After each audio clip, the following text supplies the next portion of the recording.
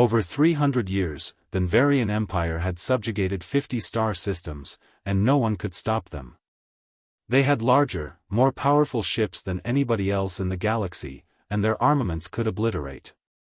Admiral Zelen stood on the planets where their men never displayed fear or mercy. Unavoidably, his forearms were folded on the Imperial Dreadnought's command card. As he observed the planet under Terius on the view screen behind his back, the four was fighting, yet none of their battles would ever count. According to Zexelin's mattered status report, his voice sounded like rustling dry leaves. Sub-Commander Vectra bent her head and her exoskeleton as they approached together. Their orbital defenses are at 20% capacity, our initial click as she moved. Ground forces report little opposition as the wave breaks into the atmosphere, and the sections of Zexelin's mouth twitch in what? The Nelvarians smiled when they heard how long it would be 3 hours until complete surrender. Admiral, there may be 4 acceptable ways to get the assimilation ready. Protocols, this was the way things always happened, the Nvarians would show up, attack, and the defenders would battle to the death. After that, the surviving would work in the large hive that some planets had. No one had ever repelled the admiral of the Nvarian fleet in the days that lasted the longest. Notified the sensor operator that a gearbox was being detected from the system's far side, and Zexelin turned his huge compound eyeballs that seemed to be directed at the officer on a distress call. No, Admiral. It's in a language we haven't heard, so it's not from the Terrian. The main panel shifted to display a little ship traveling at a great speed before showing me.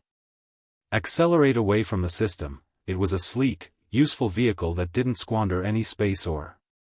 Zexelin ordered the message to be translated by decorative components once words appeared on the screen. This is the scout ship Aurora from unknown hostile forces.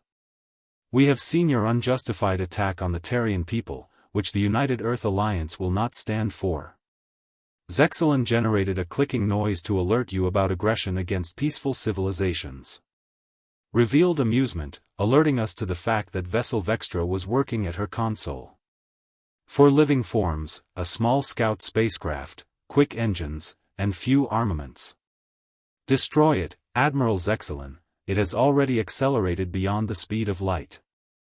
Waved his upper right arm, dismissing the issue, saying it was unimportant. As Terius IV foretold, another species will soon discover its position in our empire and carry on the invasion. The Nvarians added another world to their expanding empire in just over 3 hours, and they proceeded to march across the. Nothing would stop the stars from planning their next 10 conquests. 2 weeks later, Lieutenant Frank Mason, near the frontier of known space, devised a. The crew was anxious, but the Aurora had pushed its engines hard to return to Earth as soon as possible. Frank informed the tiny bridge crew captain that the final jump will be made in 30 seconds. Lisa Reeves nodded, indicating that she had dark rings under her eyes from sleep deprivation. None of them had slept well since seeing Terius IV fall. Communications Officer Jeff Holland stated that the aliens had just captured Planet 6, and we are still in shock at what we witnessed.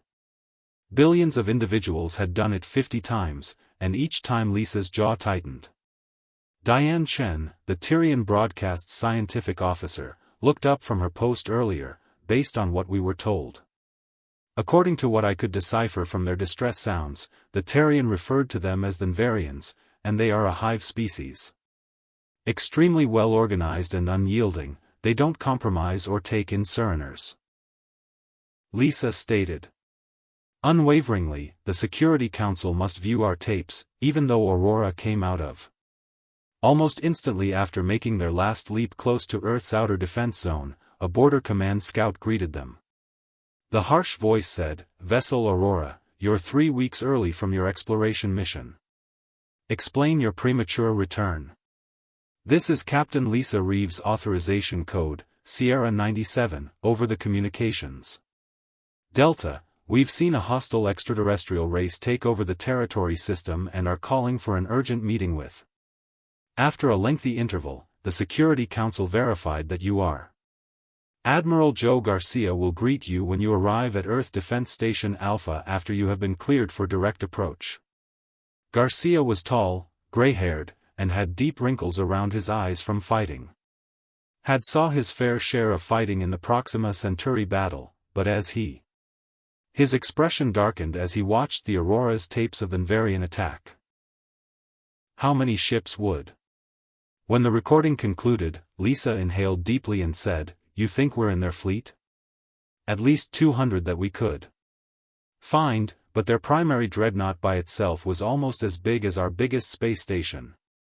Garcia examined the tactical display showcasing the extraordinary technology and energy of the Nvarian ships. "Weapons I've never seen before," Sir Diane moved forward on the basis of, "I think they will reach human-controlled space given their attack pattern and velocity of expansion." The Admiral straightened up. After 6 months, the Council must witness this. Since the Proxima conflict, humanity has experienced relative peace, yet we have continued to create.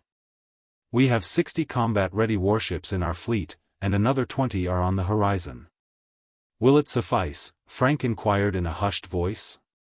Garcia didn't respond directly. "Captain Reeves, your team has performed an excellent job on Earth, and you have allowed us time to get ready for tomorrow."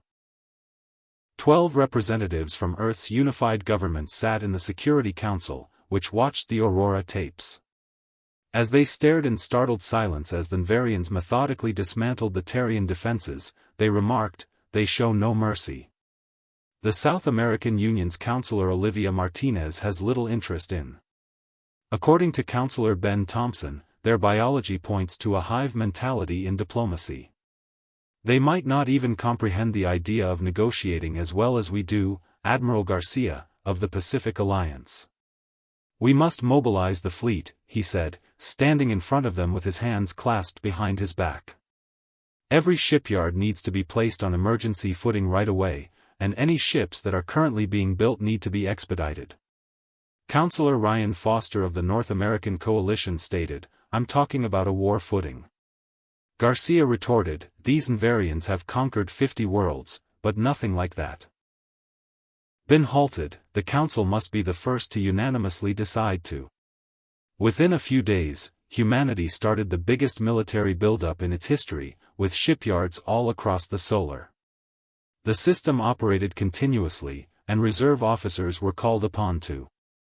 Programs for active duty training were expedited on the bridge of the recently. Eric Wells, commander of the commissioned cruiser USS Defender, went over his directives. One of the newest and most sophisticated ships on Earth, the Defender carried defense systems and experimental weaponry. Lieutenant Amber Garrett, reporting for duty, stated that it had never been field-tested.